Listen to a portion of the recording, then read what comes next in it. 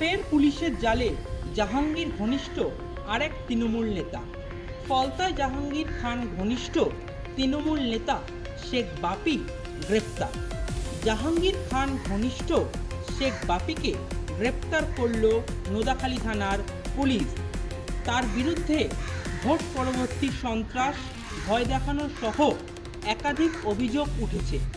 তৃণমূল নেতার বিরুদ্ধে নোদাখালী থানায় অভিযোগ জানিয়েছিলেন এক বিজেপি কর্মী। সেই অভিযোগের প্রেক্ষিতেই গতকাল রাতে শেখ বাপিকে গ্রেপ্তার করেছে পুলিশ। গতকাল রাতে জেলা পরিষদের সদস্য শেখ বাপির বাড়িতে স্থানীয় বাসিন্দারা বিক্ষোভ দেখান ও ঘেরাও করে। শেখ বাপির বাড়ি থেকে বেশ কিছু তিরপল উদ্ধার হয়। খবর পেয়ে ঘটনাস্থলে পৌঁছায় নোদাখালী থানার পুলিশ ও কেন্দ্রীয় বাহিনী।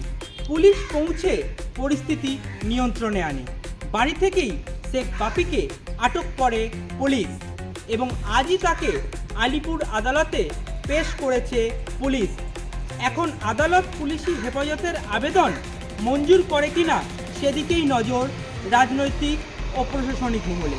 আলিপুর থেকে বিশ্বজিৎ নস্করের রিপোর্ট, বাংলা হান্ট। বাংলা হান্টের আরও খবর দেখতে নজর রাখুন। বাংলা খবর মানেই বাংলা হান্ট।